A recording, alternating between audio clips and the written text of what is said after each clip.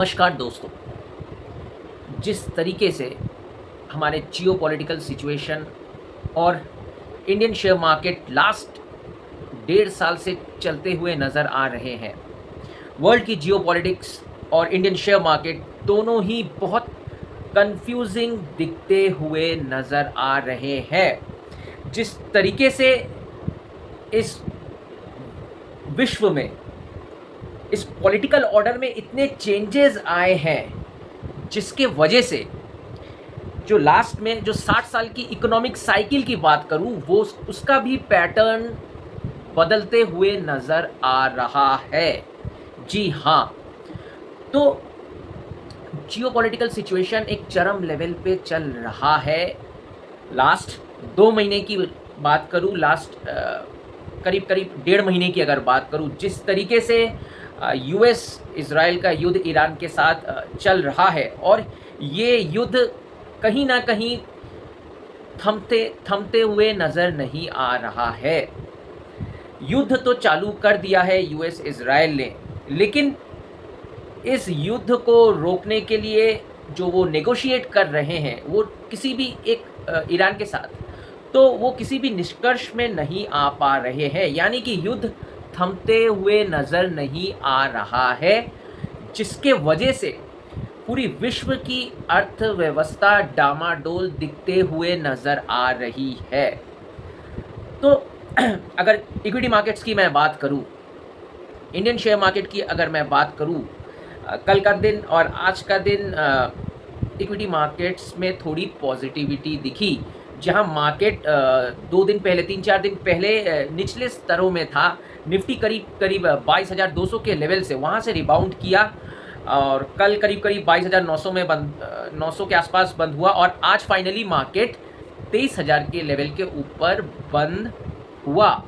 तो कहीं ना कहीं जिस हिसाब से बिकवाली आते हुए नज़र आ रही थी लास्ट 1 महीने से, पूरे मार्च के महीने की अगर बात करूं, जिस हिसाब से इतनी बिकवाली नज़र आते हुए नज़र आ रही थी, जिसके वजह से मार्केट्स टूटते हुए नज़र आ रहे थे, एफआईआईस की हेवी सेलिंग दिखने को मिली, कहीं ना कहीं मार्केट में थोड़ा ठहराव दिखा लास्ट 2 दिन में। लेकिन आश्चर्यजनक इस बात से मैं हुआ था, कल की मार्केट ऊपर चढ़ने के बाद भी इंडिया विक्स में कोई चेंज नहीं दिखा, लेकिन आज इंडिया विक्स थोड़ा घटते हुए नज़र आया। तो फिलहाल अगर मैं बात करूं इस मार्केट में, आज के दिन देखिए, कल के दिन देखिए, जहां मैक्सिमम शेयर्स, निफ्टी की भी अगर बात करूं, निफ्टी 50 कंपनीज़ की बात करूं, जहां ओएनजीसी जैसे कंपनीज़ जहां ऊपर दिखते हुए नज़र आए, लेकिन निफ्टी 50 में रिलायंस में गिरावट दिखते हुए मिली। और रिलायंस करीब करीब, मैं बोल रहा हूँ जिस हिसाब से टूट रहा है, तो रिलायंस का ऐसा अगर टूटता रहा तो 1260 का लेवल भी देख सकता है। तो फिलहाल क्यों टूट रहा है, इसको कोई समझ नहीं सकता, क्यों रिलायंस के शेयर्स टूटते हुए नज़र आ रहे हैं। फिलहाल एक चीज़ तो है, ये कल भी अगर देखूँ और आज के मार्केट की अगर मैं बात करूँ, तो वैल्यू बाइंग दिखते हुए मिली है।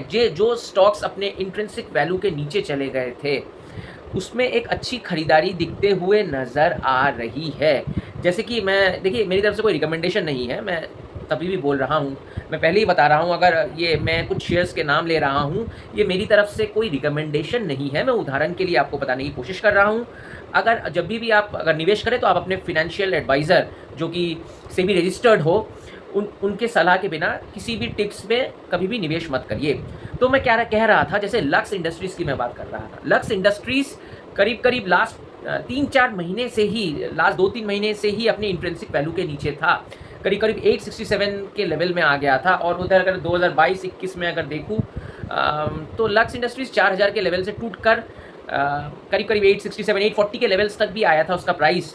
तो अंडर वैल्यूड कंपनी थी, इंट्रिंसिक वैल्यू के नीचे मिल रहा था। तो कल इसी वजह से कल बहुत ही तेज़ी दिखी लक्स इंडस्ट्रीज़ में, जहां कल करीब 18% ऊपर बंद हुआ, और आज भी लक्स इंडस्ट्रीज़ में करीब करीब अच्छी बाइंग दिखते हुए मिली, जहां 8-9% ऊपर आज भी लक्स इंडस्ट्रीज़ के शेयर्स 8-9% ऊपर बंद हुए। तो ये एक वैल्यू इन्वेस्टिंग का नमूना देखा हमने, और जो कंपनीज अच्छे वैल्यूएशंस में दिख रहे हैं, उसमें अच्छी बाइंग दिखते हुए नजर आई।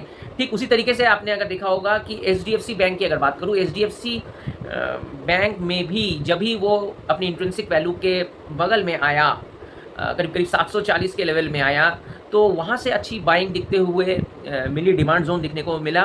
तो ये वैल्यू इन्वेस्टिंग, वैल्यू बाइंग दिखने को मिल रही है।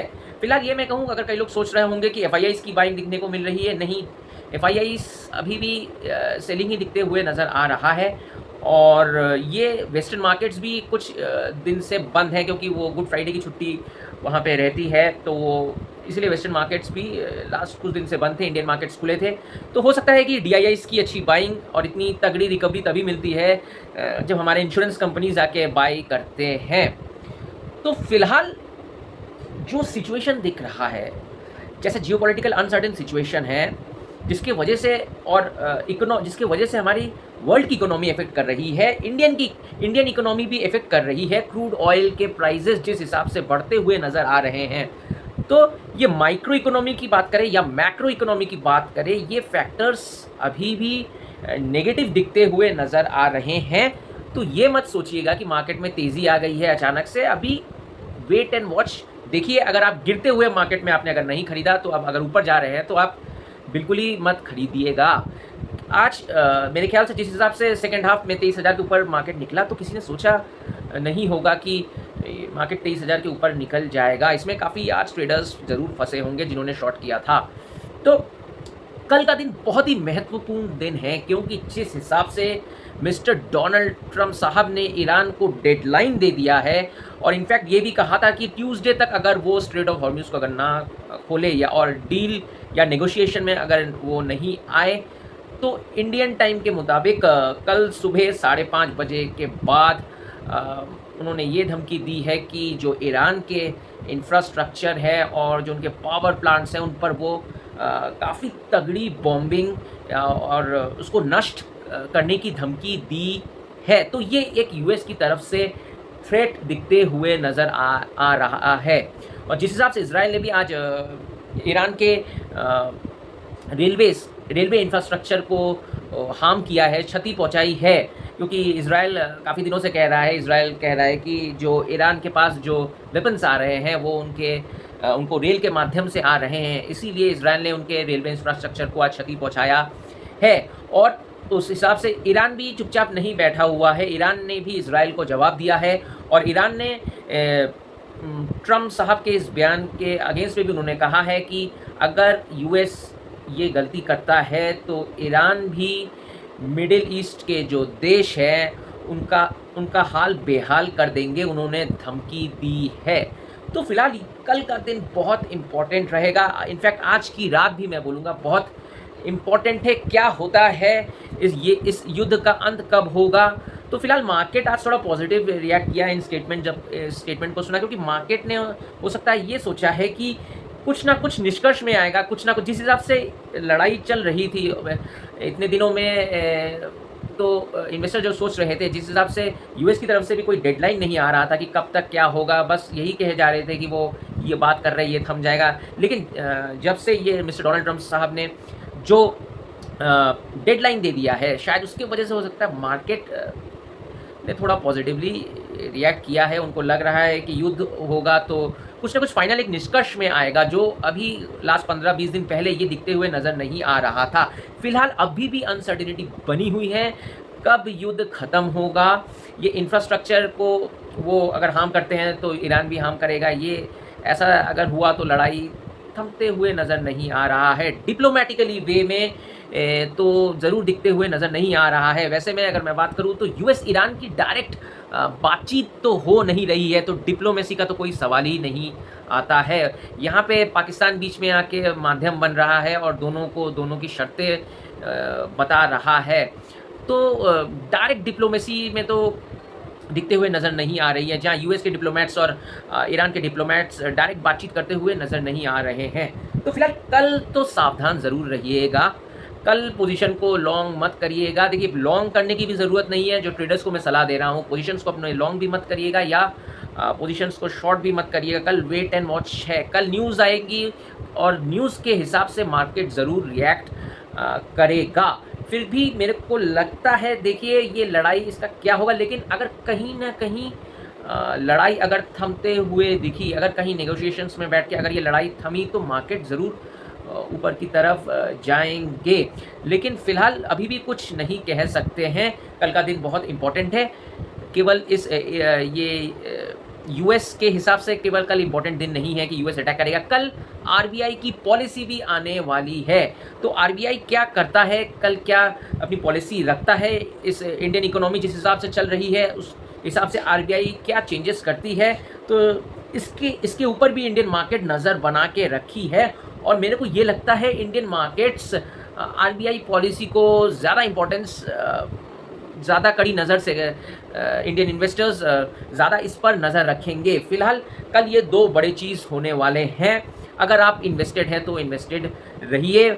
इस एक चीज़ मैं बता रहा हूँ, चढ़ते हुए मार्केट में तो मत कुछ खरीदिएगा, और कुछ अगर खरीद रहे हैं, डायरेक्ट इन्वेस्ट करने की अगर सोच रहे हैं, तो प्रॉपर रिसर्च, कंपनी की इंट्रिंसिक वैल्यू, फेयर वैल्यू ना जानकर इस समय निवेश मत करिएगा। अगर आपको रिसर्च नहीं करना आता तो आप किसी फिनेंशियल एडवाइज़र, जो स्पेशल लोग हैं, उनकी सलाह से ही इस समय निवेश करिए।